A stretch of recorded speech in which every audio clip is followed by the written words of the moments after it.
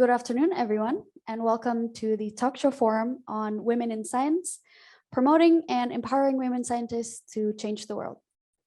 Allow me to introduce myself. My name is Elvira. I am an Indonesian student studying here in the Netherlands. Currently, I am pursuing my bachelor's degree in mechatronics at Fontys University of Applied Sciences, while also pursuing my pre-master's in system and control at the Eindhoven University of Technology. I will be your moderator / MC for today's event. Before we get started into this event, I'd like to give two honorable mentions. First, to His Excellency Ambassador Mayerfas, Ambassador of the Republic of Indonesia to the Kingdom of the Netherlands, and also to Her Excellency Ambassador Odette Melono, Deputy Director General of the OPCW. Also for our speakers today, Dr. Karina Citradewijo, Ms. Marina Ika Irianti, and also Professor Catherine Mila. I'd also like to give a shout out to all the participants attending this talk show through here with us at the Student Hotel Eindhoven. Also through Zoom, we have representatives from embassies in The Hague, students from universities in Indonesia and the Netherlands, and we also have a participant from the civil society organizations. Welcome, everyone. I'd like to remind everyone as well that you can all get a e-certificate through the link which will be shared in the Zoom chat. Or for people here at the Student Hotel, you can fill in a form outside to get your e-certificates. Before we start this event, I'd like to give a little background information of what today will be about. Skilled and professional women scientists have made significant contributions and have led innovative research around the world. Despite this remarkable achievements, many studies have found that women in science, technology, engineering, and mathematics, or what we like to call STEM, publish fewer publications, are paid less for their research, and experience career development stagnation in their professional lives compared to men. Today's discussion will highlight gender equity in the STEM field as a driver for sustainable development. Women scientists deserve equal opportunities to participate equally in solving today's challenges and changing the world for the better. Starting this talk show, we will have an opening remarks from the Ambassador of the Republic of Indonesia to the Kingdom of the Netherlands. He started his tenure since November 2020. Please welcome His Excellency Ambassador Mayerfas. Thank you, Elvira. Good afternoon, teman-teman, rekan-rekan di Indonesia. Selamat malam. Assalamualaikum warahmatullahi wabarakatuh. First of all, let me welcome all of you to today's event in sharing together insight and valuable perspective to address issues we share dearly toward the advancement of women in the field of science. For this occasion, it is a privilege and honor for us to have our honored speakers, such as Dr. Karina Citradewijo, Professor Catherine Mila, and Ms. Marina Ika Irianti. It gives us a distinct honor as well to have the Deputy Director General of OPCW, Ambassador Odette Melono, to give her keynote speech. Thank you, Ambassador. Indonesia recognizes the importance of promoting and achieving gender equality and empowerment of women and support the UN development goals in pursuit of more sustainable development outcome. It is for this reason that the embassy, together with the Indonesian Student Association in the Netherlands under Eindhoven chapters, organize this hybrid talk show in our little ways to promote awareness and raise women empowerment campaign in every opportunity that we can get. Women are the key to sustainable peace from family to country to the world. Peace cannot be forced, but must be cultivated. These are the words spoken by our President Joko Widodo. Through these words, our government has been working with different stakeholders, such as civil society organizations, academia, the media, the public and private sectors, to address national priorities of gender equality and women empowerment. Indonesia's effort in empowering women do not stop at the national level, but also at the regional and world level. Within the bilateral framework with the Netherlands, we organized a workshop on women mediators in March 2020. Within the ASEAN platform, Indonesia organized a regional training on women, peace and security in April 2019. To further advance the agenda of women, peace and security in the region, Indonesia initiated the establishment of the Southeast Asian Network of Women Peace Negotiators and Mediators in December 2020. At the global level, one of Indonesia's efforts includes empowering the Afghan woman. In this regard, Indonesia encouraged the contribution of Afghan women in the peace process in the country through the formation of the Afghanistan Indonesia Women's Network. The agenda of women's rights, peace and security is and should remain high on the international agenda. Indonesia in this regard has and will continue to take every opportunity to promote women empowerment. We assure that women play a significant part in addressing the challenges and finding the solutions in the family, workplace, environment, both at national and international levels. Being a member of UN Human Rights Council, Foreign Minister Masudi once said in her speech before UN Assembly, investing in women means investing in human rights. As women is key to the effort toward world peace and SDGs, Indonesia also contributes to enhancing the role of women as agents of peace and tolerance. Achieving gender equity in all fields of life is crucial to advancing women's rights and empowerment. Despite significant progress in promoting women's agenda, challenges remain. Under the science, technology, engineering, and mathematics or STEM field, there are still remaining career gaps and gender disparities that are not only reflected in publications or studies, but first-hand experiences as well. Despite their potentials, women scientists merely represent 1/3 of the global scientists.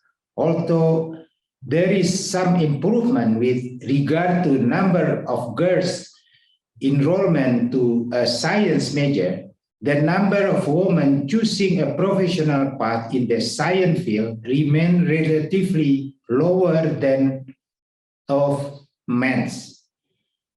With regard to implementing gender parity, it is crucial to have an enabling environment so that women can get the necessary support and equal treatment and can ultimately untap all their potential, including in the peaceful use of chemicals. Through this platform, we hope to address this issue.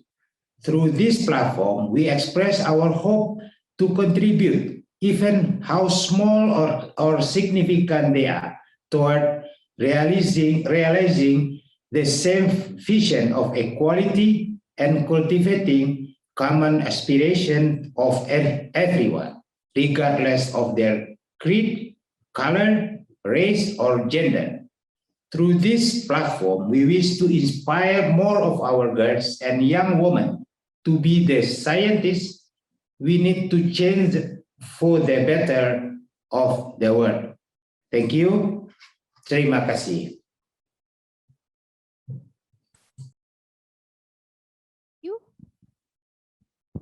Thank you, Ambassador Mayerfas, for your opening speech. Now let us continue with our event today. Our keynote speaker for today is the Deputy Director General of the OPCW, which stands for Organization for the Prohibition of Chemical Weapons. She is a career diplomat and a foreign policy expert, graduated from the University of Paris X with a bachelor's and master's degree in law, followed by a master's degree in corporate tax management from the University of Paris Dauphine. She is also the first ever full Cameroonian ambassador to serve in the Kingdom of the Netherlands.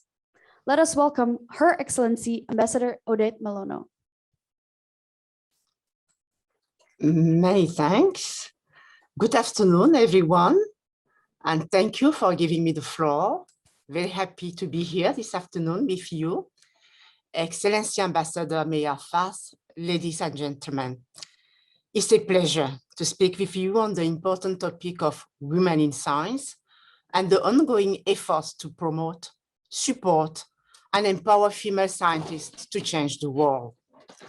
I would like to thank the Embassy of the Republic of Indonesia for organizing this hybrid event on this theme. We live in an era where the ever-accelerating pace of science and technology is bringing unprecedented opportunities for a better future for all. Against this backdrop, women scientists are increasingly carrying out groundbreaking research, heading multinational chemical companies, steering chemical societies, and driving positive change. The outbreak of the pandemic has demonstrated the vital role of women research in the fight against the COVID-19. Women have been at the forefront of this effort, from advancing knowledge of the virus and developing new techniques for testing to creating the life-saving vaccine. In this regard, I'm very pleased to see on this panel Dr. Carolina Jo, who has been instrumental in this important endeavor. Last year, we celebrated the first all-female recipients of the Nobel Prize in Chemistry, which Emmanuelle Charpentier and Jennifer Doudna achieved for their work on genome editing. This was a triumph for all current and future female scientists. When receiving the prize, Professor Charpentier said, I quote, "I wish that this will provide a positive message specifically for young girls who would like to follow the path of science and to show them that women in science can also have an impact with the research they are performing." End of quote. Despite the distance women have traveled in the scientific world, there's still a long way to go to reach equality. According to UNESCO, women account for only 1/3 of the world's researchers and hold fewer senior positions than men at top universities. There is an urgent need to look beyond the statistic and to identify and tackle qualitative factors that deter and inhibit women from pursuing careers in science, technology, engineering, or mathematics, the so-called STEM fields. Special focus is needed on addressing long-standing biases and stereotypes which steer women and girls away from science. Giving women equal opportunities to pursue and thrive in STEM careers can greatly narrow the gender pay gap. Encouraging women to take up such careers can enhance empowerment and promote economic security while building a diverse and talented STEM workforce. The economic benefits of greater female participation in the science are considerable. Ongoing research suggests that increasing women's participation in STEM field could boost their earnings by $299 billion over the next 10 years. Clearly, sustained and concerted efforts are needed to find ways for young women to develop their interest in science and to foster an environment to enable their success. At the OPCW, we recognize that all women should have a chance to engage with and excel in the chemical science. This was why the organization launched the Symposium on Women in Chemistry initiative in 2016. Today, the symposium serves as the OPCW's leading event for exploring the challenges and possibilities for women in the chemical science. It seeks to strengthen the awareness of the use of chemistry for purposes not prohibited under the Chemical Weapons Convention, as well as to promote the OPCW's capacity building programs available to them. It also helps propel international solidarity and cooperation in the development of future human capital in this field. Furthermore, it provides an interactive forum to share experiences, build networks, and advance careers. This year, we are also working participants through the active efforts of the OPCW Secretariat to support gender mainstreaming. Our focus in this area will center on activities under the International Gender Champions Initiative and our internal programs for gender equality. Moreover, our outreach efforts to strengthen female participation in our flagship annual capacity building scheme, the Associate Program, are already showing positive momentum. When the program began in 2000, there were only 4 women among its 12 participants. This year, however, we counted 17 women among the program's 40 participants. To date, the Associate Program has proudly helped train 160 women from 27 states party. I am pleased to inform you that this September, we launched our first international online workshop for women in first responder roles to chemical incidents with over 130 women participants.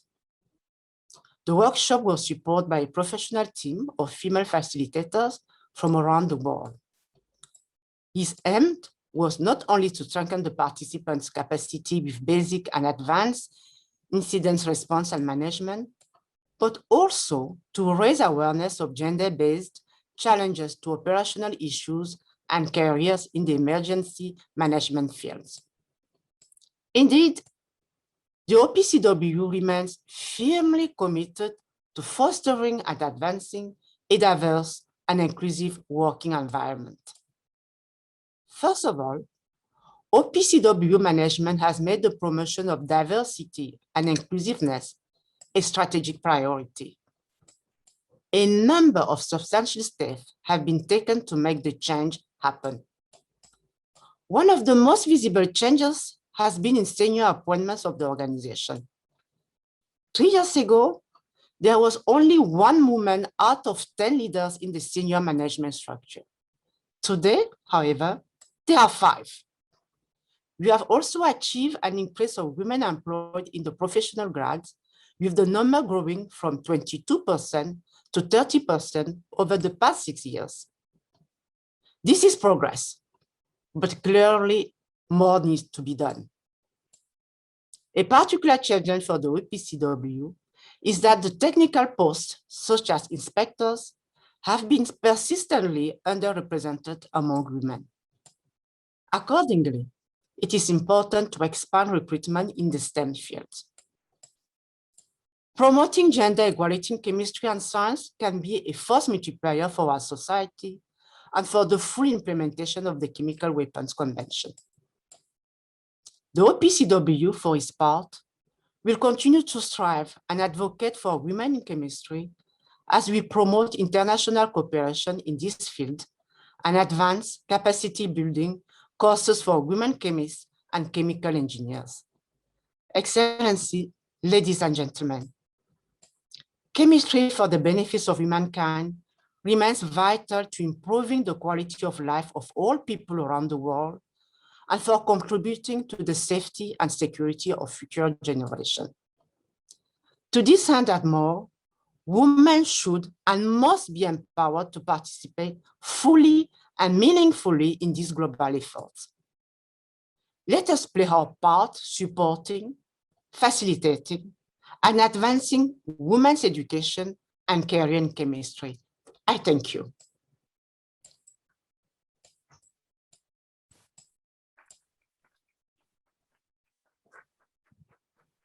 Thank you so much, Ambassador Odette Melono, for your speech. I'd like to say thank you for your time here. It is truly remarkable the things you have achieved and what a role model you have set for us females in the STEM field. Many thanks. Please stay with us for some questions and answers, if that is okay with you. For the audiences here at the Student Hotel, if you have any questions, you can come up to the front. Or for the people here at the Zoom meeting, you can raise your hand or say it in the Zoom chat. We have one question here.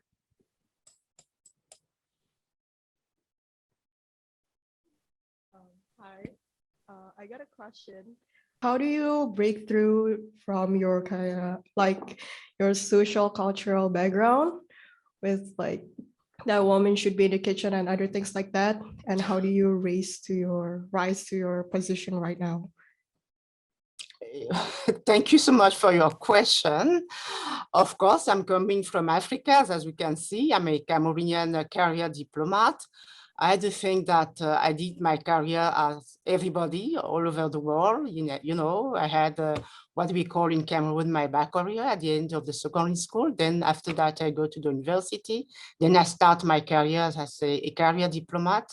And after that, I have served my countries in diverse positions. And finally, I was the ambassador of Cameroon in The Hague, as Elifera has mentioned. And then after that, I joined the OPCW, as simple as that. Be different from the guys other than you. Probably in your industry, I would say a lot of them are men. How do you stand up? How do you stand up? How do you stand out? I try to find my way as a woman. Sometimes it was really very challenging. Sometimes it was easier, but I try to find my way. I think that women, we have to have also self-confidence. It's very important to try, you know, to have our dream and really to think that we are as good as men and to find our way, and that's it.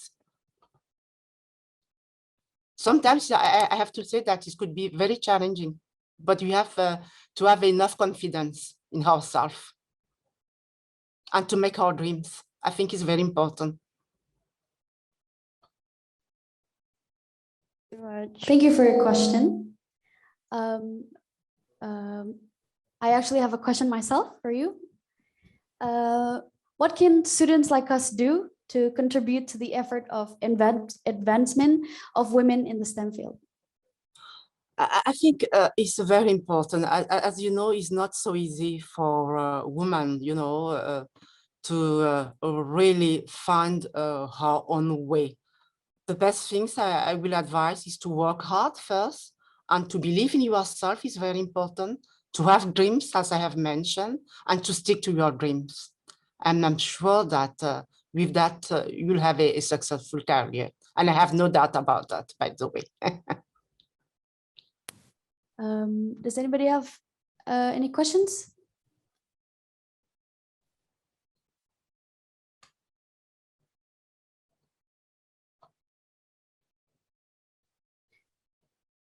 Just to remind everyone again, you can raise your hand in the Zoom meeting, or you can directly ask questions in the chat.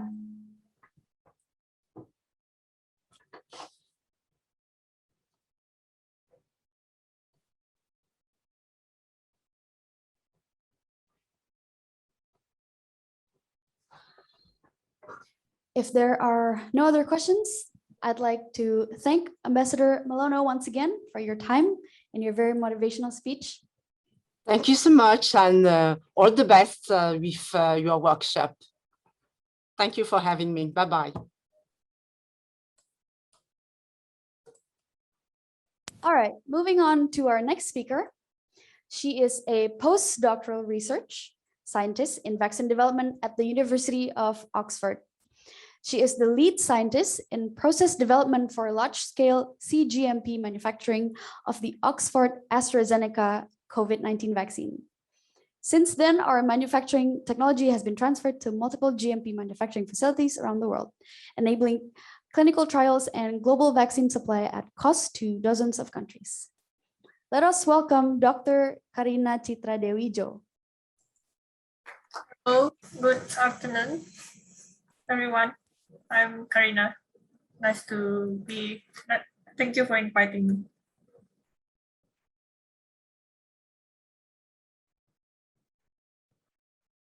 First question is, could you tell us a backstory of your education and experience leading up to your career now in biotechnology?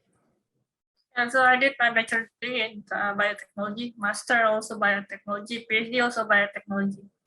So in between, when during my master, full-time master and full-time PhD, I also did a full-time internship in the government industrial lab called CSRO. So they're specialized in large-scale manufacturing of biological products such as monoclonal antibodies, vaccines, any drugs product that will be tested in clinical trial. Based on your experience, what would you say are challenges faced by women pursuing education and careers in the STEM field? Maybe you have your own personal stories or from a friend. I mean, the question is it for specifically for Indonesia or like it is globally or internationally? Your experience. It can be here, it can be anywhere, yeah. Can be. So yeah, I left Indonesia after high school. So like during in Australia and in UK, we actually have the same opportunity like the other guy. There's no difference between women and men. So to be selected in the position, you have to be the best candidate and full stop. It's not really a difference between men and women in the developed countries. You just have to have the specific requirement that they ask and then fit in the job description. Treated equally because you were a woman? Sorry, I couldn't get some part of your question. So were there ever something you experienced that you felt like you couldn't or you weren't treated equally as to maybe your peers, your colleagues, or your coworkers, or that they looked at you differently because you were a woman? Yes, the gender stereotype will be there in every aspect of your life. So there may be like a moment that you were rejected because of your moment, or maybe there's some moment that you were rejected because you are young.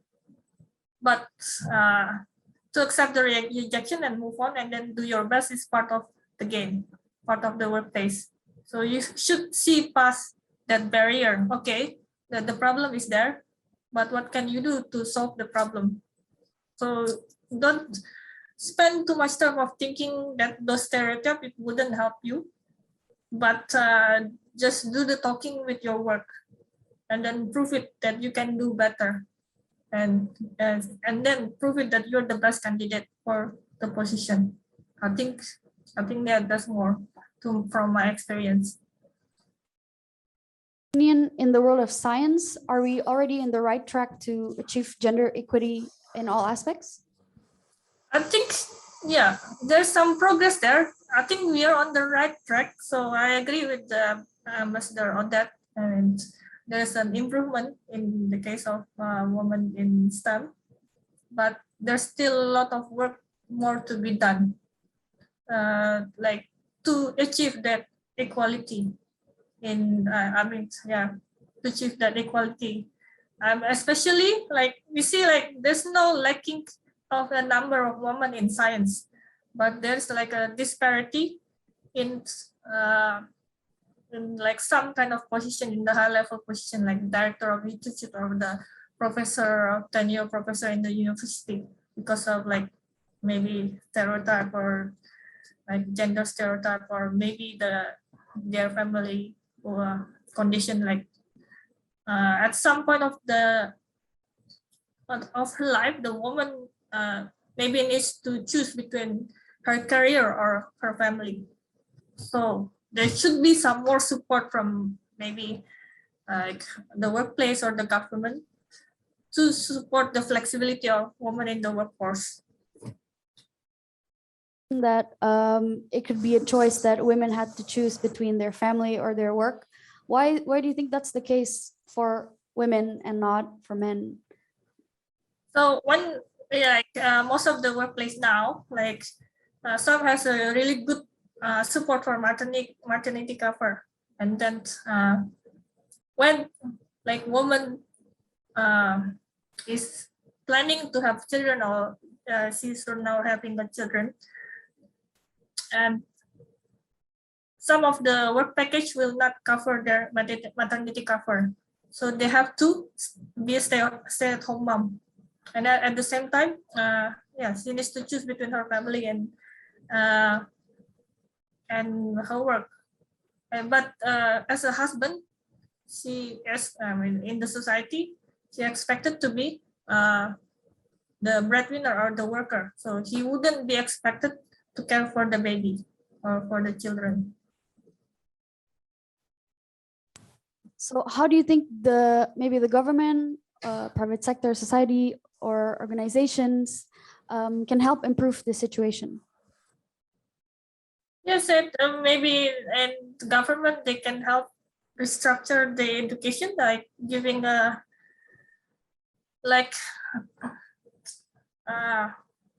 more information to the family or itself, that okay, since the young age, the young girl, maybe there's not many role model in the STEM field, but like most of the high position was held by the men.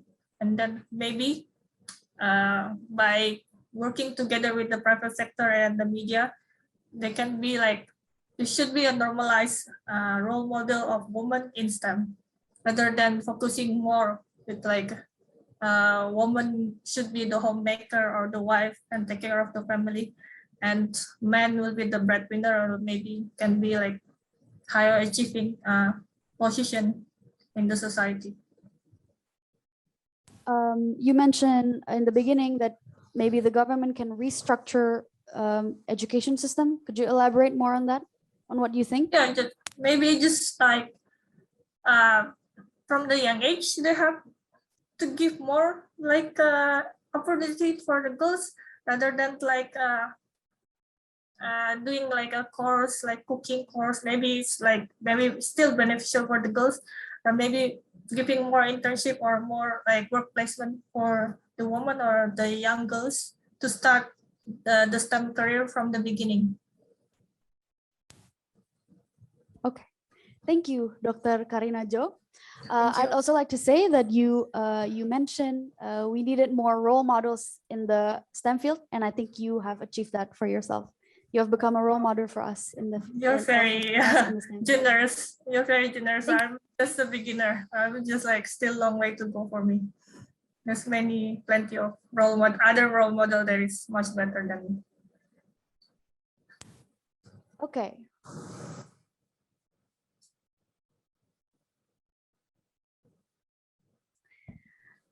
Our next speaker is a PhD candidate at Wageningen University and Research in the Netherlands. She focuses on finding new natural resources from plants to tackle antimicrobial resistance. Starting from 2013, she has been actively involved in various annual meetings of the International Pharmaceutical Student Federations and Exchange in Egypt, Portugal, and Japan. Let us now welcome Ms. Marina Ika Irianti. Thank you very much. First of all, I would like to address my gratitude to Indonesian Embassy in The Hague, and also Indonesian Association Students Federations and in Eindhoven. Thank you very much for the opportunity and having me today. Thank you, Ms. Marina, for your time. First question for you. What was your motivation to pursue your PhD in food chemistry? Well, okay, as my background, actually, I'm a pharmacist. So I did my bachelor in the pharmaceutical science from University of Indonesia. And it was like 11 years ago when I moved to Jakarta for the first time. I stayed in a very small dorm at a time, living alone without my parents. And then I got infected with typhoid fever. At the time, I have an interest with microbiology because I was just wondering why these tiny microorganisms can make me this sick for 2 weeks. And I started reading about antimicrobial resistance, how the microorganism becomes so smart that they can't protect themselves against antibiotics or antimicrobials. So since I was in bachelor, I started doing research in antimicrobials. And also I continued into my master where I did research about tuberculosis disease. And after finishing my master, I come back to Indonesia. I applied for positions as lecturer in Indonesia. And then I was thinking what I'm going to do next. Because I have patients in antimicrobial resistance, then I look for the PhD positions all around the world at a time. So I look for PhD positions in Europe, and I found that there is an offer from food chemistry departments in Wageningen University of Research, where they're interested in finding the natural resources to tackle antimicrobial resistance. Then as a woman and who really like research, then I said, like, why not? So I come back here again to the Netherlands and doing my PhD in antimicrobial resistance. I can see that you're very passionate about it too. Yes, and especially as Indonesians, we were grown up in an environment where we have a lot of cases with infectious disease. And even before this COVID-19 outbreak, we also have very huge number of infectious diseases. And I was thinking, why not? We have a lot of natural resources in Indonesia, and maybe later in the future, we can find potential candidates of drugs coming from natural resources in Indonesia to tackle the antimicrobial resistance. So moving on to our topic, what are the challenges you faced as a female student majoring in the STEM field? Maybe there's a personal story of yourself. Yeah, well, I would say I feel fortunate because I was grown in a democratic family. Like my mother and my father, they didn't have experience of living abroad. And yeah, but my mother, he always told me to be bold, like. However, in my culture, sometimes a woman is not allowed to go to higher educations, but my mother is the one who encouraged me to follow my passions. And I feel so lucky at the time that I have this kind of parents who always support me. But sometimes I was thinking, because I was grown in Indonesia, where we already have the gender stereotype, even when we are kids. It's not allowed for women to be a doctorate degree because maybe in the future, there's no one who wants to marry you. They thought like that. And I was thinking like, okay, this is not right. And what I'm doing is just to convince myself. So my big challenge is to convince myself that I can follow my passions, I can do my research, and I can take higher education, whatever I want. So I think the big challenge is ourselves, how we can be bold and convince ourselves that we think that we can. Yeah. Thank you so much. Following up to the next question, how do you think the government and organizations can help to improve the current situation now? Well, the question goes for both Indonesia and the Netherlands. What I didn't experience before is the mentorship program in STEM. So I just come up with some news that for the recent years, they started developing mentorship for women in STEM. And I think that's the good idea between these two countries. Maybe there is a mentorship. What I see in here in the Netherlands, we have the equality gender between men and women. And then for the researchers like me, I have experience in the Netherlands, so I know that I can be treated equally. However, I'm a woman. But for all the researchers in Indonesia, maybe a lot of women researchers, they don't have experience working as research abroad. And I think by doing like a exchange research program or research visit, they might have the experience to work in here. And then they know that they can be treated equally and they can just do what they want. I mean, like there's no barrier between, however, they are women. So to summarize, you think that Indonesia can learn a lot from the Netherlands? Yeah, first of all, I think I for like more than 2 years living in here, I'm being treated equally, and there is no gender difference between men and women. So Indonesia and the Netherlands are amongst the countries in the world that put priority on women empowerment in all aspects of life, including in the field of science. Do you have any recommendation or ideas on how Indonesia and the Netherlands could further cooperate to promote awareness and create greater opportunity for girls and young women to be professional scientists?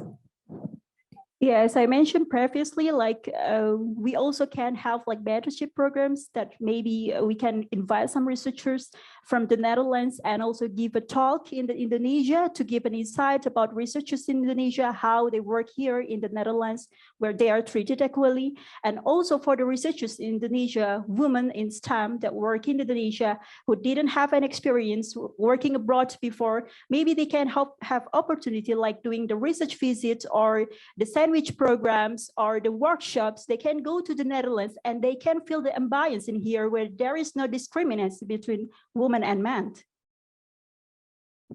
I also have a question for you. Who would you say is your role model to get where you are now? My mother.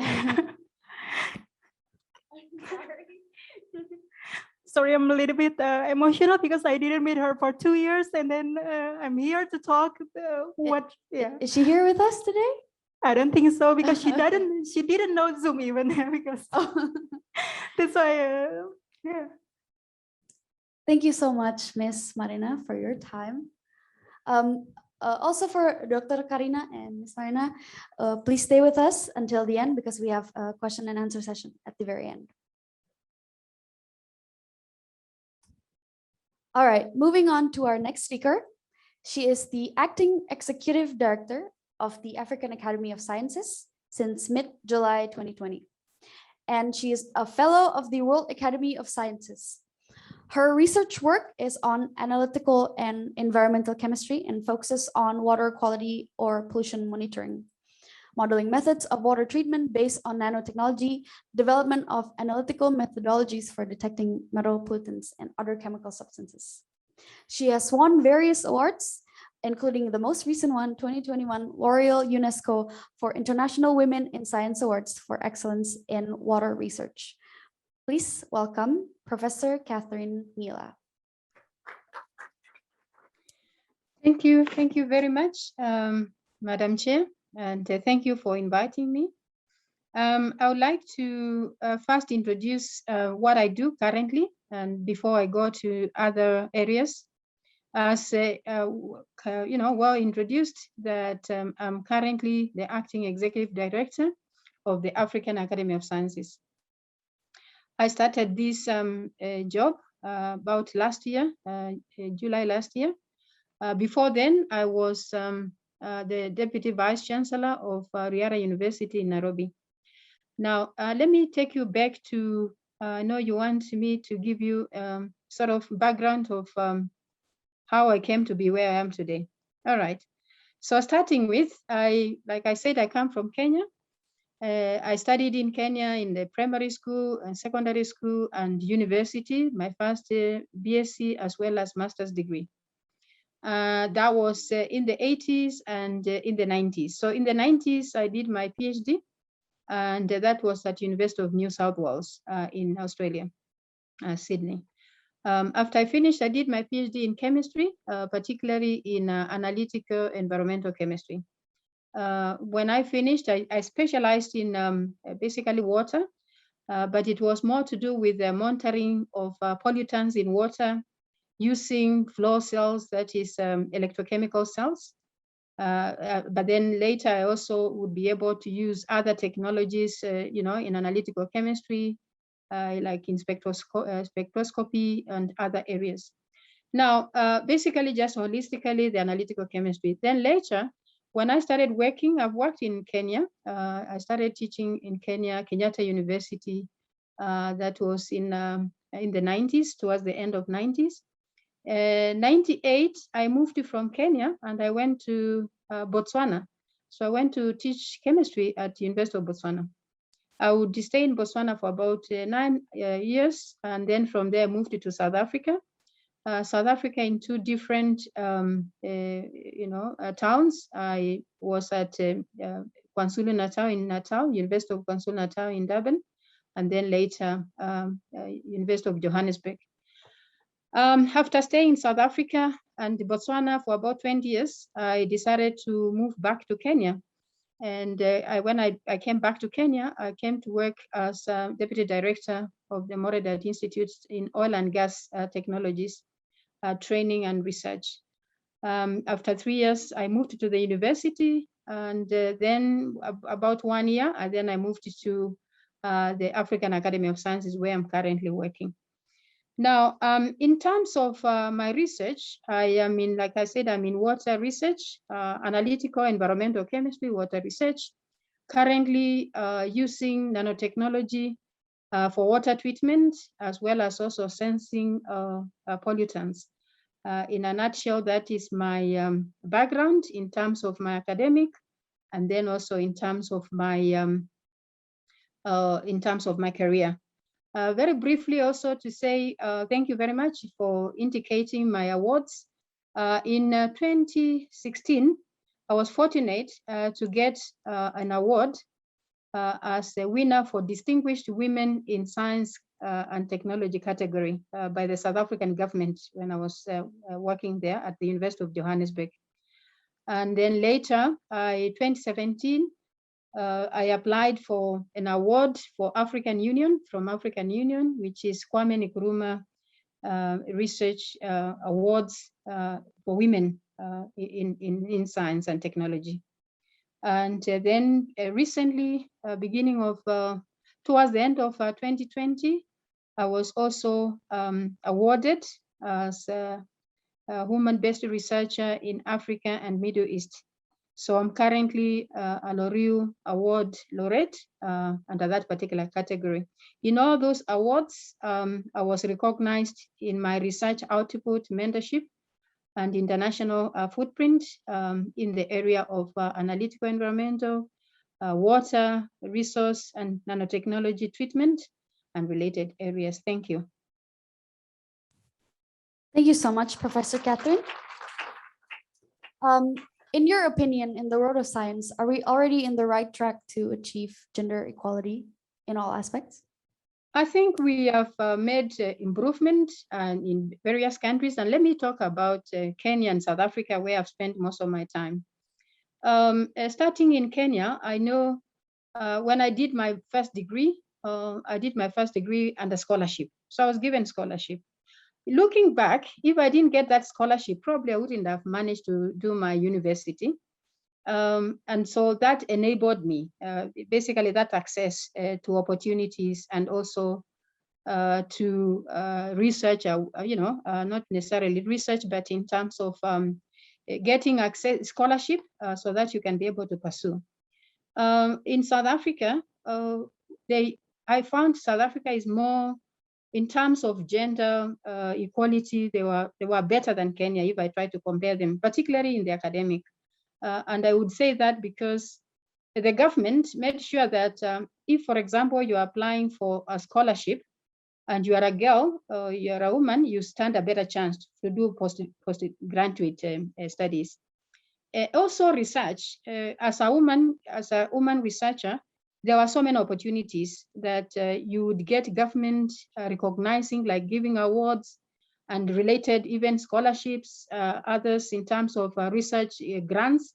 I won quite a number of research grants in South Africa because of the idea of balancing the gender equality in terms of access to education and also research. In fact, to some extent, that the National Research Foundation in South Africa would, for example, when you apply, they will ask you how many Black students are you going to supervise, how many women scientists are you going to supervise. And so if you showed in your proposal application that you are able to mentor more girls, you stood a more chance, you stood a better chance, in terms of getting access, so that they can, that was just to enable access. So I'm giving those two examples to say with access, I think we can go far. If there's no access, then obviously women are likely to be left behind. And I would say that particularly in the African context. If, for example, parents, the father, if they only have money available for one student, for one child to do advanced studies, they will tend to give the boy, because they will say the girl, no, she will get married, so we don't have to spend a lot of money on her. After all, she's going to get married and leave this family and go away. So we would rather invest in the boy. Those are some of the examples to say that if governments, starting from family units, going all the way institutions, from institutions, government policies, so that we can be able to have equal access, I think it will go a long way. But we have made a lot of progress, I must say. Thank you. Just following up on the thing that you said, who do you think, why is this social norm there that you mentioned? If a parent were to invest on a child, that they would have chosen the boy instead of the girl. Why do you think that social norm exists? I think it is just the historical and also cultural beliefs. It is believed that women are more or less best suited to be, in the family, domestic type of work. And so therefore, there is that preference that men will go far. They are going to be probably the breadwinners. And so the woman will be taking care of the children, childbearing, and many other things. So for that reason, if you are given two choices to say, which one are you going to pick, particularly in the African context, you will pick the boy to go far and the girl to stay behind, because she will be confined in the domestic and the type of work and taking care of families. And I think that is always has been the belief. And probably that is why we have got, women are disadvantaged relatively. That is, they are more disadvantaged when it comes to opportunities, access to opportunities, because of that belief, stereotypes that, wow, she's a woman, what can she do? How far can she go? I think we are best investing in the men than compared to the women. And you think that's something that needs to be changed? That social norm, that social view? Yes, I would also maybe just use examples of when you look at families, and more so in Kenya particularly, if I may just use the Kenyan context. Parents nowadays have realized that educating the girl, she will always, even if she gets married and goes to another family, she will always take care of her family, the mother, the dad, and the family. Whereas when you educate a boy, the man tends to be more oriented towards being focused at the wife and the wife's family. This is not more or less like an unwritten culture in Kenya that educate a girl, if she's educated and she's got good job, she's likely to take care of the family where she's coming from. So I think there's more or less like a mind shift that we stand a better chance if we educate a woman or a girl, that eventually we stand to win in terms of being taken care of at later age. However, there is also that competing other side to say that the girl is going to get married to another family, and so therefore, she's not going to promote the name. She's not going to sustain the name of the family where she was born. So these are just conflicting ideas. But to come back to your question, I think if, for example, we have got government policies that are going to enable access to education and also to research for girls, they'll go far. And I've given that example comparing between South Africa, where I've worked, and Kenya, where I come from, where I find South Africa tends to favor gender equality, and they will have policies and structures to enable the girls, to go far in terms of, higher education and also research. So these are different. You see there are variations between one African country with another African country, but generally the mindset in the African context is that men are more preferred than women because of their the gender roles that they play in the society. Thank you. I have one last question for you. How do you think the government, private sector, or organizations, for example, organization that you currently lead, can help to improve this current situation? Let me give an example of where I am at the moment, working for the African Academy of Sciences. As you know, the role of the African Academy of Sciences is to promote research and education for the African continent. And also the fact that the African Academy of Sciences is affiliated with the African Union, which is the continental body. So how do we do that? If I, again, coming back to the African Academy of Sciences, we elect fellows. These are, researchers, distinguished professors and so forth and so on, to be members of to be fellows of the academy. So we also realized that when you look at the statistics, women are occupying about 18 to less than 20% of women in the academy who are fellows, all right, across the board, whether it is in science or whether it is in social sciences, physical sciences or social sciences. Now, so what we have done at the academy, okay, obviously we have to elect people according to the set criteria. But we have created another opportunity for what we call the early career researchers. Particularly, we call them affiliates of the African Academy of Sciences. The affiliates, these are people who apply. So when we receive applications, let's say we receive 200, we will endeavor to ensure that if we are going to choose, say 100 out of the 200, 50 should be women. But we are not going to lower the qualifications. We are just going to make sure that as long as they meet the minimum qualification, even if there's a boy or a man who has got higher qualification than this woman, but she has met the minimum, then we are going to pick that woman so that she can be able to close, to help us in closing the gender gap. So what then happens? When we elect women as or appoint them as affiliates, we give them mentorship. Both men and women, we give them mentorship. And so we've got 50% and 50% of men, 50% of women, going through the affiliate programs. This is mentorship program. We are hoping that then at the end of their 5-year, duration of that mentorship period, they should be able now to go to the next level, which is to be best positioned to be elected as fellows. We don't do any favors when it comes to the election of fellows. We just give equal opportunities to both men and women. But the affiliate program helps us to kind of increase the chances for the women to be elected as fellows. So that is one of the efforts. And so if we can use that example for other opportunities, then it will stand a better chance of saying, with that kind of affirmative action, if you may, that affirmative action can help increase the number of women. And we also see that, let's say, in the government, for example. One example the government can do in terms of policies to simply say that when it comes to intake into the university or even into high school, from primary school to high school, if they decided we can have maybe 40–50% of women being, as long as they meet the minimum qualification, then they can go to secondary school, and then 50% as affirmative action can go to university, and so forth and so on.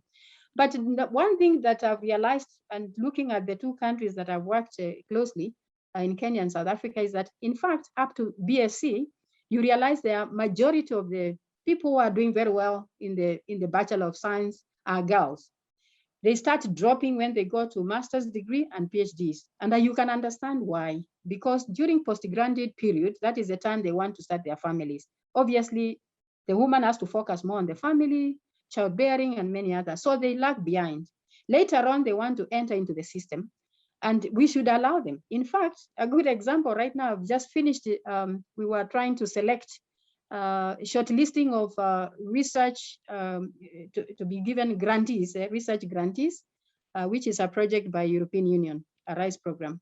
And so we said, there are some 7 women who had applied to say, please allow me to be selected in the application to go through the competition, but I don't meet the qualification, the criteria, which says that you must not have done your PhD more than 5 years. So today, the Scientific Advisory Committee decided, let's give an opportunity to these women who finished their PhD about 7 to 10 years ago, even though the criteria does not allow. So you can see that is an affirmative action that we took to give an opportunity for the women first to be given special consideration, even if they don't meet the criteria in terms of the duration they have finished their PhDs. But you could also understand what some of the reasons they brought out. They said, well, when I finished my PhD, I got married, I started to have children, I had about 4 children. And then during that time, I now have come back again to the university to do my PhD or to do my research. And this is the time I've picked up. And you can see from the profile of their research. During the early years, they didn't do well. During the late years, they are doing very well. So we make that conscious decision to favor the women so that we give them that opportunity of access. Thank you. Thank you so much, Professor Catherine and Mila. Thank you. Now we are at our Q&A session. So to remind everyone again, if you have any questions, you can come up to the podium. Or if anybody has any questions, you can raise your hand in Zoom or in the chat box. But I see that we already have a lot of questions in the chat box. So I will read the first one. Is from Sofia Agustina. She asked, what is the best moment ever of your achievement in your life? Sophia, could you specify to whom you are asking this question to?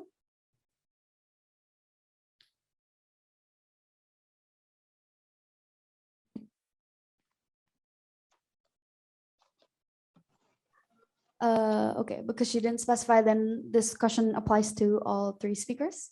Let's start with Dr. Karina. It's the best moment of my career. Is that the question? The best moment ever of your achievement in your life. Maybe your. Okay, I think the most memorable event that just recently occurred is when the first batch of vaccine production that can be used in human, like AstraZeneca vaccine, then can be used for the clinical trial around the world. I think that's my highlight of the current project. Okay, moving on to Miss Marina. Well, I think the best moments I achieve when I already know what kind of career that I want to do. So I think after I finished my bachelor, I think it was the first time that I decided to myself that I want to do my master and I want to do PhD afterwards. And I want to do research in this antimicrobial resistance. And I know that I want to develop this research for my country in the future. Thank you. Now moving on to Professor Catherine. I have got 3 memorable opportunities or events or times that I was really excited. When I was doing my PhD, I spent a bit of time trying to mark time, trying to get results, the best results possible, and I couldn't. And so eventually one day, I was able to get the best results that was possible at the time. So I was very excited for my PhD because from there, then I was able to publish paper and then graduate with my PhD. The second opportunity is when I was still working in South Africa, we were trying a technology called electrospinning fibers so that we can use them as cartridges for water filtration. And we had problems in terms of getting the resource that we wanted. And eventually when we did that, it was really an eureka moment for me. Finally, in terms of the career growth, I remember when I applied to be promoted to full professor, I had to move from one university to another. So I moved to University of Johannesburg as a full professor. And it was so unexpected because when I did the interview, they said, but you are not yet an associate professor. So how do you move to full professor? Because I was a senior lecturer. But during the interview, I said that, this is a criteria for you to be a full professor. So I've met the criteria. It doesn't matter what I've been, but as long as I've met that. So when they promoted me, it was so excited. I was very excited for that particular opportunity. Thank you. Thank you so much, Professor Catherine. Moving on to our next question. This is intended for Ms. Marina. Under idea gender stereotype, have you ever faced condition when you have done with your jobs in good ways, but you still did not get good value? That's not support. Maybe the one.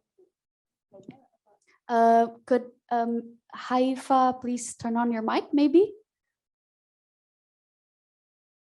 if that's possible. Yeah. You can Hello, ask your yeah. questions. Okay, I'm gonna ask Miss Marina. Miss Marina, kan kayak tadi kan di Indonesia, Miss Marina bilang kalau misalnya kayak gender di Indonesia kan kayak karena kita woman, kita sering banget di left behind because we are women. Nah, Miss Marina ketika dapat kondisi yang kayak gitu, Miss Marina, what do you have to do gitu? Miss Marina tuh ngapain gitu biar bisa, kan pasti kan ada kayak stressful karena kita woman, kayak kita di left behind, kayak kita tuh kayak kayaknya kamu nggak bisa gitu. Nah, itu tuh Miss Marina, apa yang Miss Marina lakukan ketika facing that conditions? Should first translate her question. Haifa asked, in Indonesia, women are looked upon differently, and how does Miss Marina face that situation? Should I answer in English or Indonesia? In English, okay. Well, honestly, at the time, I just realized when I start working in the institutions, then I see a lot of prominent positions. They are occupied by men instead of women. And I started thinking, like, what can you do in that kind of situations? But I think instead of thinking too much, then what we can do is hard work and show our competence. So if we show our good competence, I think, however, we are women, then we still can show that we are valuable to get the positions, and they shouldn't differentiate that according to gender.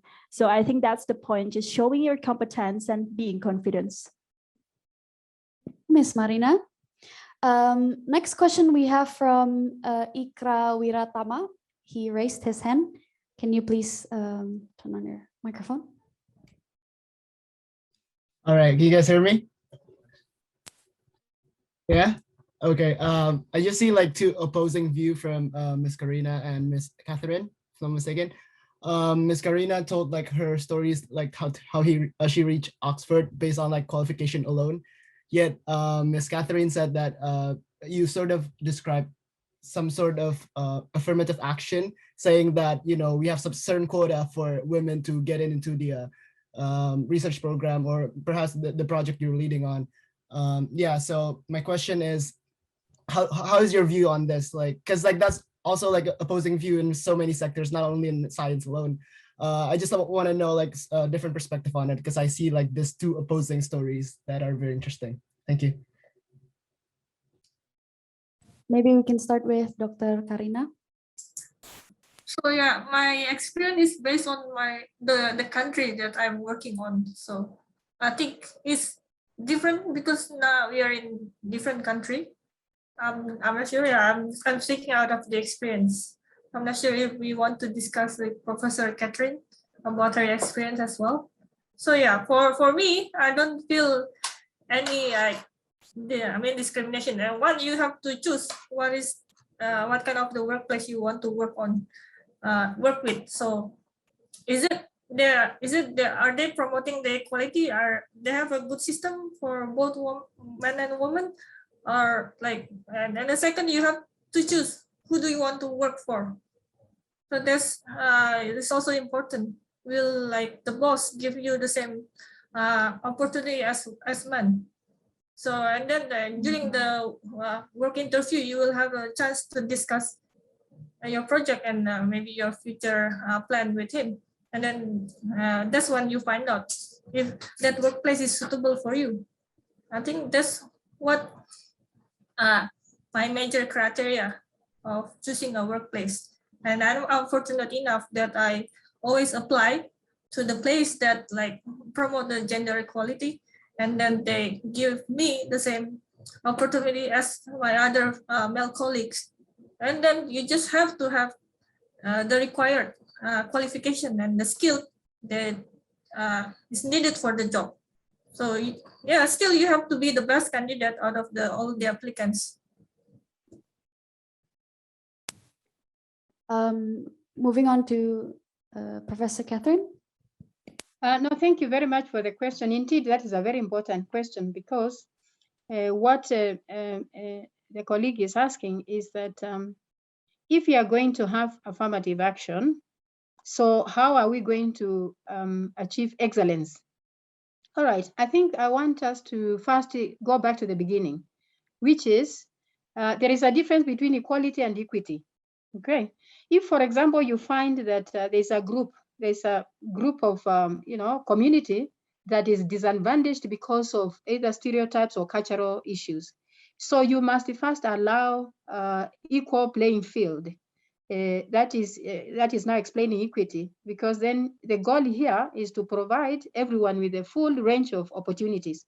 But if opportunities are being denied to one group of people, the women, then you must unlock that challenge, so that now you can allow them to have the same equal field to play. This is what we are talking about, because we are recognizing some of the challenges that women and factors that impact on the women who want to progress in STEM. So once you unlock those issues, you unlock the problems, so that you can free the woman to be able to compete equally, then that should be okay. So I think the starting point first is, have you recognized their challenges? Somebody is standing on a stool, the other one is standing slow. So you want to put them, all of them, on the same level, then now allow them to compete. This is what I was talking about when it comes to the affirmative action. Thank you, Professor Catherine. Okay, thank you. Next, we have a question from here at the Student Hotel from Jonathan. Could you please step up to the podium? Hi. Yes, so first of all, I would like to thank you, all the speakers, for the insightful talks. I'm Jonathan, as Vera already introduced, and I'm not an expert in this field, so I hope that my question is a good question. And the following question is for all the panelists or speakers, if possible. And I'd like to start with a brief story. I wouldn't say a story, but a couple months ago, it's a very hot news here in Eindhoven, that the Technology University, the TU Eindhoven, started to open recruitments for to retract new lecturers and also new employees, but only for women. So I would like to ask your view on that. Do you think a balanced number between men and women in the work field, let's say a government, educational institution, or companies, should be a requirement or a priority? Thank you. And is directed for all the speakers, if possible. Okay, let's start with Dr. Karina. So it should be like, if the number of women and men in the workplace should be a requirement or a must or something. But let me check. I mean that I thought it was 4, but let me check. For my point of view, still that position has to be filled with the person with the right skill and qualification. So if there's some workplace that promote the equality between the number of women and men, I think it should be supported. I'm not sure if it's a requirement as a must, but it depends on other, like, based on each individual opinion. But for me, if the woman has the right qualification and the right skill, people should be allowed for her to take on the position. But it doesn't mean that maybe the minimum requirement is enough. I would still think that we should choose the best candidate, regardless, like man or woman, for that kind of position. That's my view. Thank you, Dr. Karina. Moving on to this. Yeah, I agree with Dr. Karina, because I think the most important thing is the competency. So if the number of women is important, but sometimes if you think like you just fill the positions just because they are women, but they don't have the good competence, then it's also not nice. So I think it's very important also to look at whether these women also have the same competence. If both women and men, they have the same competence and we need to prioritize women, then it shouldn't be a problem. But if the woman also doesn't have the same competence, then why not we should fill the positions only for women? So I think we need to rethink about it. Yeah. Thank you, Ms. Marina. And now for Professor Catherine. Thank you very much. I think all the answers are really excellent. And I think my emphasis right now is that let's first give access. Let's give equal access to everyone. Once we have given them access, then allow them to compete competitively. So it is not like you are going to pick the woman even though she doesn't qualify. You need to give them opportunities first so that they can now be able to recognize and have equal access. Once you have done that, now you can select and say, you both added equal access. There is no discrimination between men and women. So now that you have got equal access, now compete. Then you pick the best. That is my my argument. Thank you.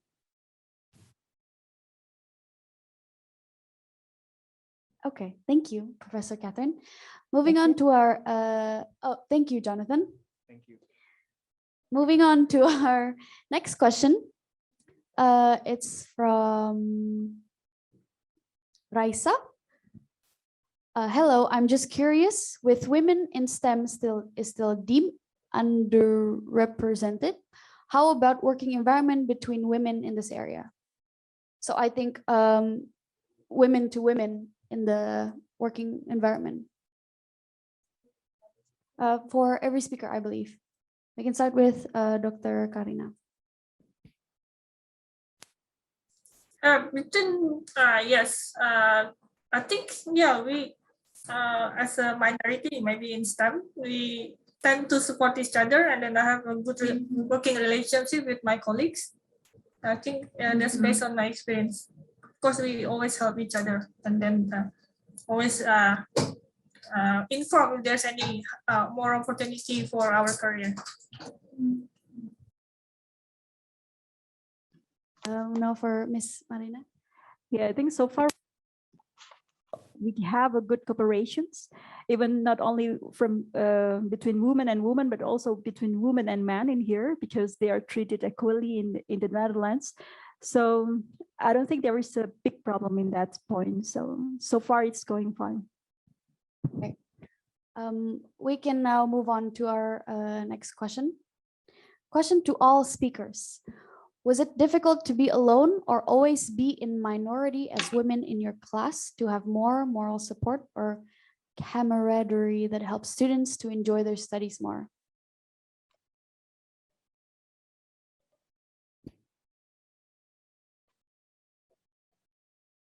Or Lolita Capcho, I hope I pronounced that correctly. Could you specify more your question? Or maybe you can ask directly.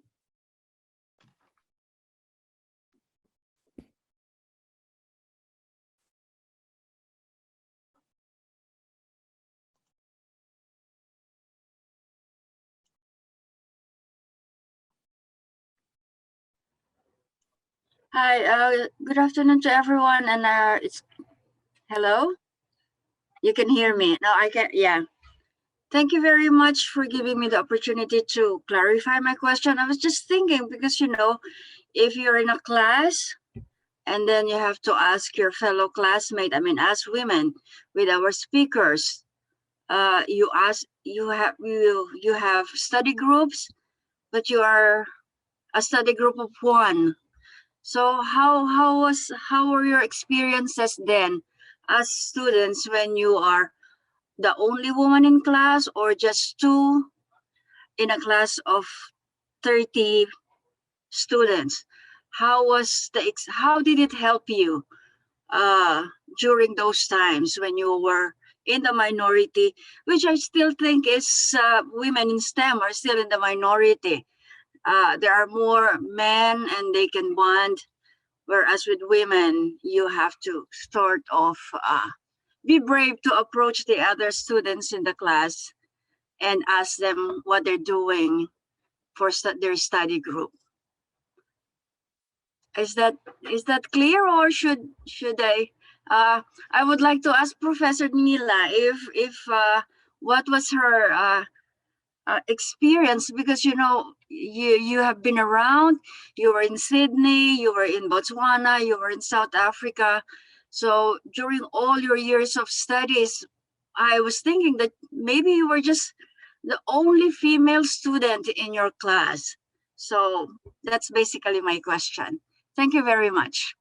Thank you. Miss Lolita, please proceed. Professor Catherine.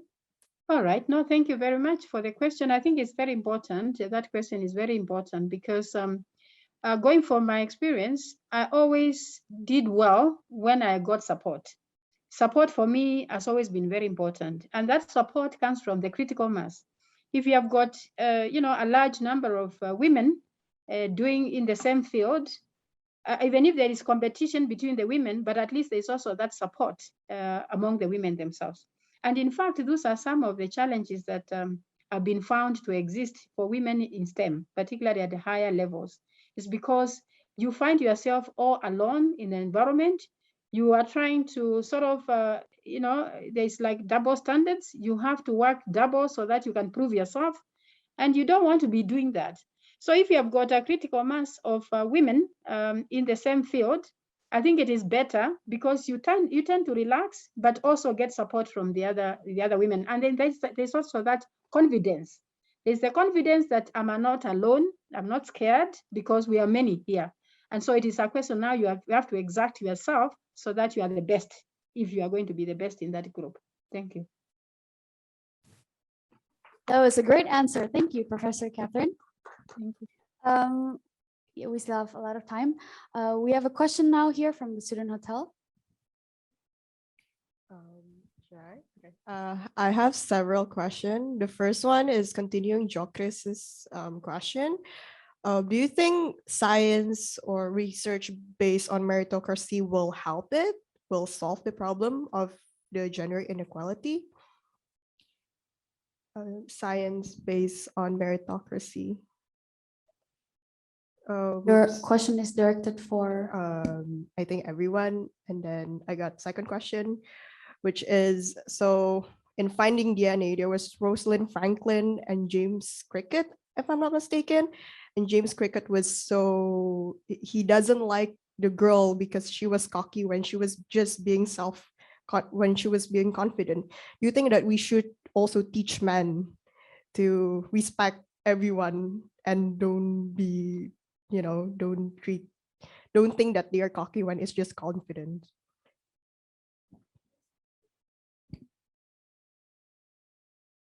Did everyone, all the speakers got the question? What was the first question again? Okay, the first question is, do you think science based on meritocracy will help the gender inequality? Meritocracy is based on your ability. Like Dr. Karina always mentioned, based on competencies, right? Yeah, competencies. That's right. Yeah, I agree with Professor Catherine.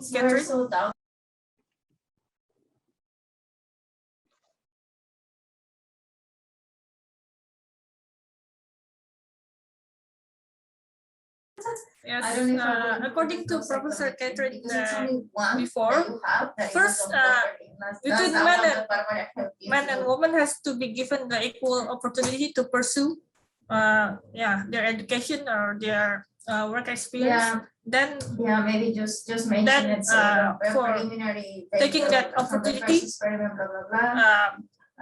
Then when the choosing based on the merit will work. First, both of them, male and female, has to be given the same opportunity. That's how the system works. If you want to have like a selection based on the merit, but I still don't believe if you were given the same opportunity, you will be like preferred to select woman if she's not qualified for the position. And then for the second question, is it with Rosalind Franklin and James Watson and like Francis Crick? Do you think we should also teach the boys not to feel threatened by the self-confidence of a girl? Yeah, how do you teach the boys? It's about all the upbringing from the family and also the education from like the social and school. I mean, maybe there's some what the government can do, like implementing like some sort of education to emphasize that there's no difference between men and women, and then they should have an equal opportunity. That can be done, but also maybe give some information to the family to stress out, you should have the same expectation for women and men. Not only the woman should be directed to be a homemaker, and then the boys should be given like higher education because they can be like the breadwinner of the family, but they should be treated as equal. Like both men and women can be the breadwinner in the family. Maybe that's one thing, but for us, maybe we shouldn't spend time at like maybe thinking, oh, we are always be discriminated.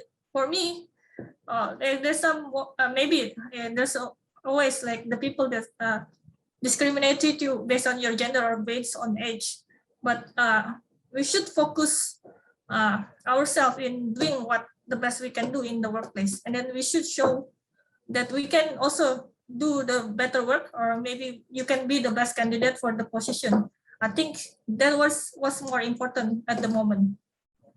I mean, you shouldn't be discouraged because of your gender. You should have the confidence that you can do it well. I think that's my answer. Thank you, Dr. Karina. Thank you as well, Michelle. Thank you for your answer. If we don't have any other questions, I'd actually, oh, we do have questions? Oh, from KBRI? Okay, please proceed. Yeah.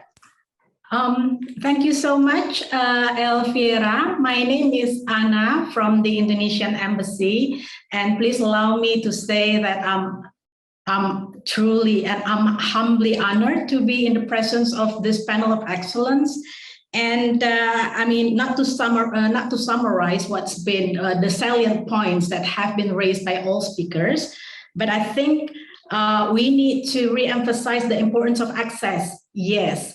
But when we talk about gender equity in all fields of life, we're not just talking about providing or promoting or increasing equitable access, but we also talk about changing the paradigm of or way of thinking about gender role, for example. And I think a lot of speakers have already mentioned that.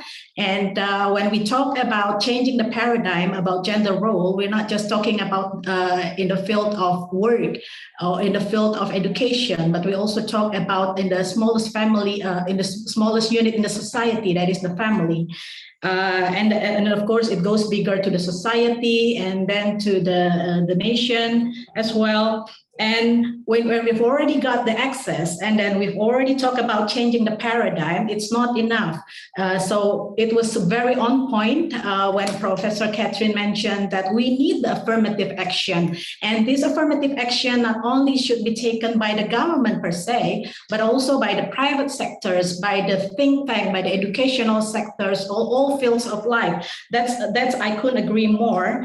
And giving affirmative action is not discriminating, but it's just to leveling up the playing field, especially for women and young girls, and especially in the developing countries, for example. Now, I appreciate that we talk a lot about affirmative action taken by the government, and that should be taken by the society as well, and also by the international organization. But I think one stakeholders and one actor that we also need to emphasize on their role, on their significant role with regard to promoting gender equity, also in promoting awareness with regard to increasing the number of young girls or women taking or choosing educational path or also career path in the STEM area, is the media.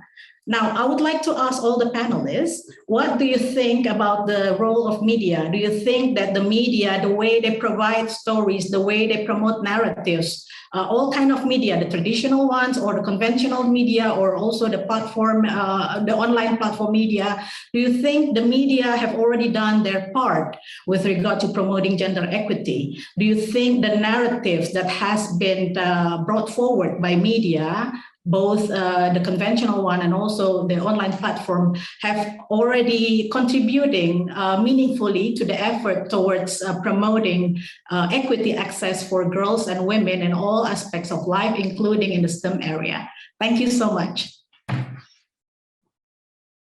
And this is for all panelists, so we can start first with Dr. Karina.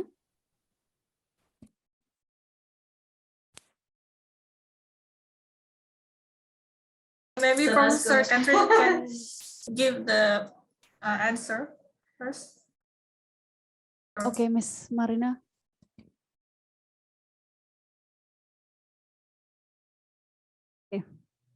Well, actually, for me now, the social media has grown so fast compared to the conventional or traditional media. Even for me, as my experience, I know Women in STEM from LinkedIn, and I think this social media, this has very big role for empowering women in STEM, because now like everybody has social media and they read a lot of news from the social media. So I think, yeah, for now, as I understand, they already put their role very nicely in empowering women in STEM. But maybe in other speakers have their different opinions about this. Thank you, Ms. Marina. We can now move on to Professor Catherine.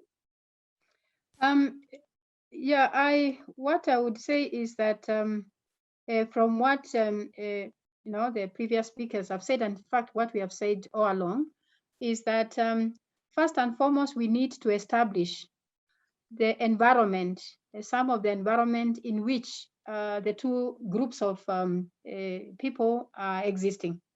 And once you have established, then you are able to say, are these two groups of people having the same opportunity?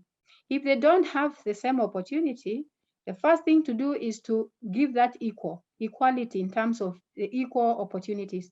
Then allow meritocracy to flourish.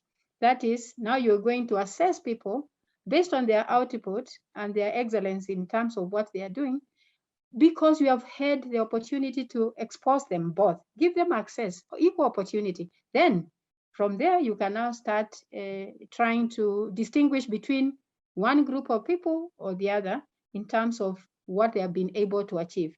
If we had the same opportunity and I didn't do well, I cannot start complaining that, oh no, I wasn't given equal opportunity, No, but you are given equal opportunity. So it is up to you now with your talent and whatever it is that your skills to be able to make it. And you have to work hard. So you don't have to be given anything for free. You have to work hard. But you had the opportunity. That is the most important thing for me. Thank you. Catherine. Now lastly for Dr. Karina. Yes, so if we are talking about the role of media promoting like gender equality in the society, in the workplace that I'm working now, it happens to be United Kingdom as I'm working on the Oxford AstraZeneca vaccine project. Yes, I think the media is doing a good job in promoting the gender equality in the STEM. So because like it's still not perfect, it's still work in progress. Like just like the figurehead in our project is the Professor Sarah Gilbert, even though there are other distinguished professors that was involved in our project. But the media is helping us to promote the importance of women in the higher position. In this regard, is Professor Sarah Gilbert is our role model, and then we're all learning from her in this case of Oxford vaccine project. So yeah, I think the media is doing a good job. It's still not perfect, it's still work in progress, but we're going there. I think that's thank you very much. Sorry, I actually didn't finish to answer that part of the question. That is, what is the role of media, whether today the traditional media compared to the social media, whether there is an advantage. And I think there is a big advantage, because almost anybody can go to the LinkedIn, go to Facebook, you can go to Twitter. So you can actually be able to expose your talent to a large group of people. And sometimes then once you are picked or somebody has noticed what you are doing, then you stand a better chance of opportunities. So yes, media has also promoted equal access to some extent. Is promoting equal access for both women and men. Thank you. Thank you, Professor Catherine, Dr. Karina, and Ms. Marina. Moving on to our next question, we have another guest here at the Student Hotel. Please proceed to the podium. Hi, hello. I'd like to ask this question with a bit of preface. So with the issue of women in STEM, there's also an issue in men in liberal arts. So I did a couple of Google searches, and I find out that almost the number of men in liberal arts floats around 30 to 40%, and it kind of gives a bit of imbalance also as for women in STEM and also in liberal arts.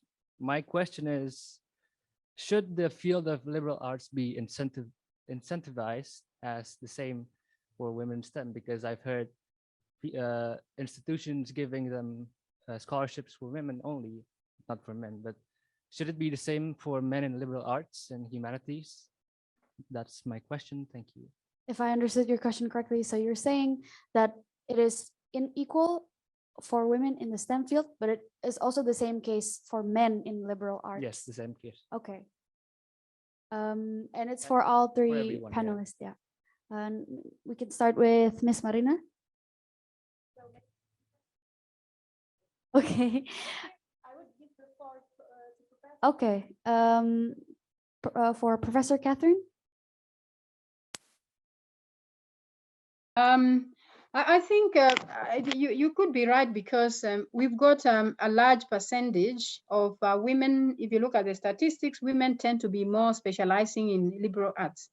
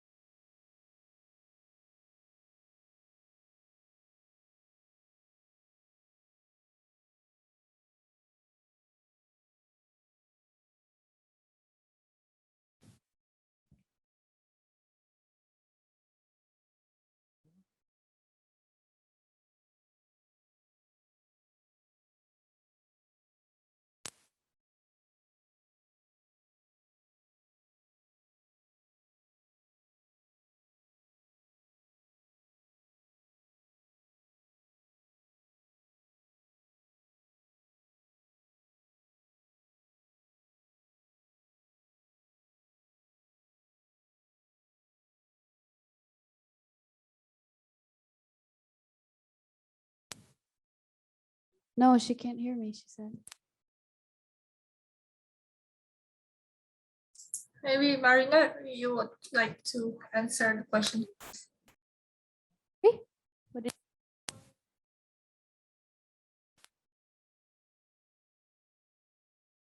Dr. Karina? Okay, so yeah, there's a connection problem or something. So maybe just to answer the question. So the first question is like, is like men discriminated in the liberal art? Is men not given the same opportunity as women? The first question is it. The second is, it's just like the low number of men in liberal art. Is it just simply the men have that like a choosing of the different major, right? And they just simply like doing other stuff, or maybe like a woman like prefer to do liberal art more. I'm not sure about those two questions. Are men is like discriminated in liberal art, or maybe they just simply wants to do something else? I'm not sure. But if they are not given the same opportunity as a woman in liberal art, or they want to do liberal art but they couldn't do it because there's no access, then I will suggest the same thing like women in STEM. Maybe it should given more scholarship to men, or maybe they should be encouraged, or maybe be supported.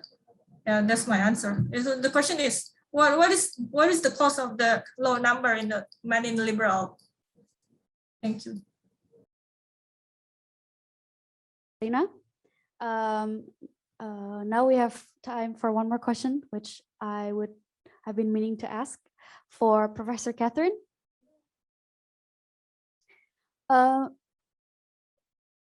Is Professor Catherine back in the Zoom meeting?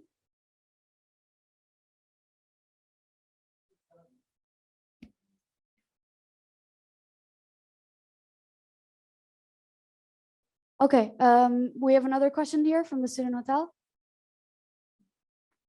Okay. First of all, thank you for the opportunity to ask questions. I'm Ansali, and I would start with a little story. Well, I've heard a couple times from my female friends that they're not able or they're not supported to pursue higher education because their parents prioritize her brothers first. And I was just curious because Professor Marina already mentioned that she got that support from the family. There wasn't any discrimination or anything, but I was just curious for the other speakers, how was it?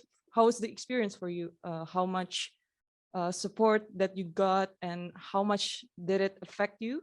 Or was the support from your friends also more impactful throughout your journey in pursuing your dreams?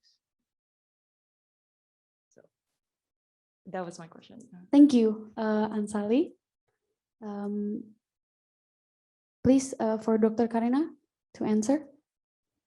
Okay, for me, I'm fortunate enough to have a family that is fully supporting me, so they give me a freedom to choose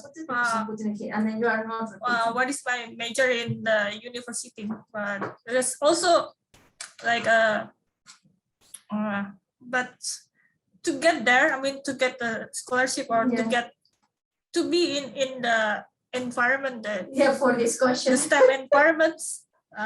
You have to, okay, so one you need the support from your family, but you also need to do something to achieve your dream or what you want.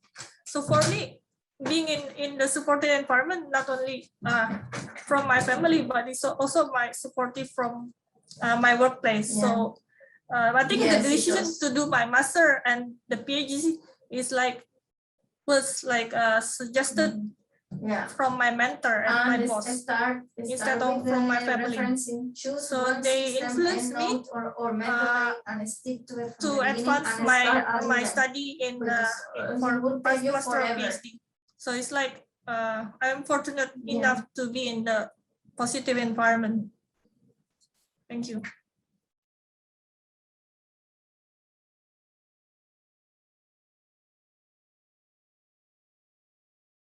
Did you get enough support from your family or your friends when you went to pursue your education and career in the STEM field?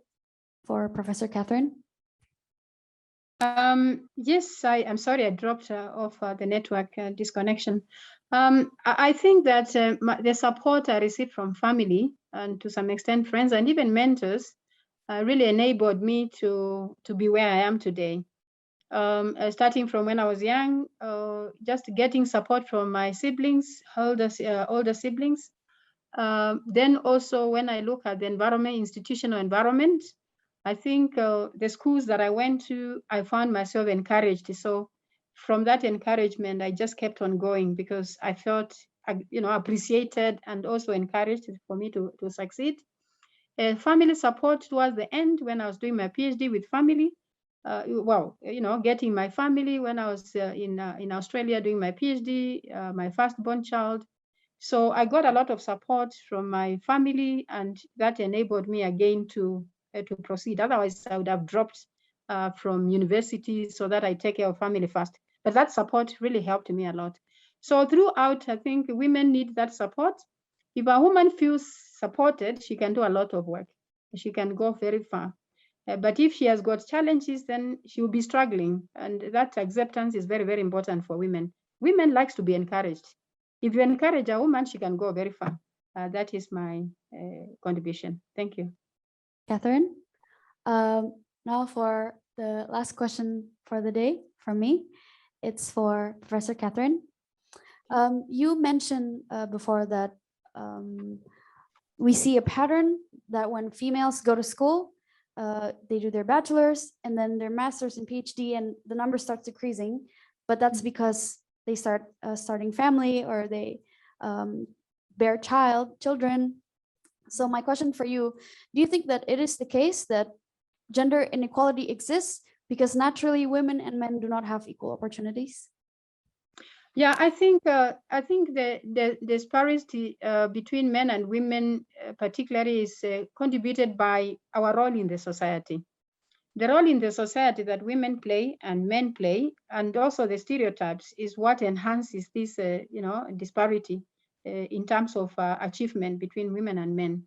And for us, once we have realized that consciously, we have to realize that that is the problem. Once we realize that, then we start creating opportunities, setting the scene in such a way that the woman who is feeling very discouraged, she's encouraged and she can be able to go far. So I think to a large extent, the difference or the disparity between men and women, particularly in STEM, is caused by the environment, social environment, community environment, cultural, issues, and all these. They set the scene to an extent to discourage the woman and encourage the men. So if that issue is, sorted and you are able to overcome those difficulties, then I think equal opportunities, everybody should be able to compete equally as long as you are in the same level in terms of the playing field. Thank you. So Catherine, we have now reached the end of our talk show. I would like to give my biggest gratitude to all three panelists, Dr. Karina Jo, Ms. Marina, and Professor Catherine. I think personally it was a lot of meaningful speech and talks from all our guest speakers. I feel very motivated as a person from, as a female from the STEM field myself. I think I've also gained a lot of aspiring role models from all the three panelists here today.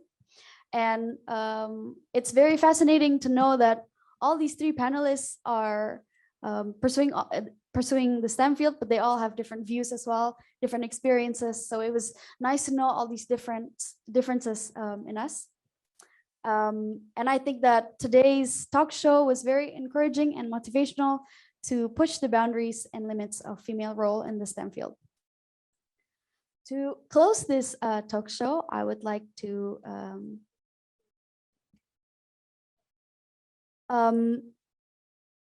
close this talk show, could maybe all three panelists give some closing remarks for female students pursuing their education or career in the STEM field, starting with maybe Ms. Marina. So I think my message for all the female students, just be confident with what you want to do, follow your passions. And I always believe there is a quote like, if you educate one man, then you educate one person. But if you educate one woman, then you will educate one generation. So that's the closing remark for me. Thank you, Ms. Marina. Now for Dr. Karina.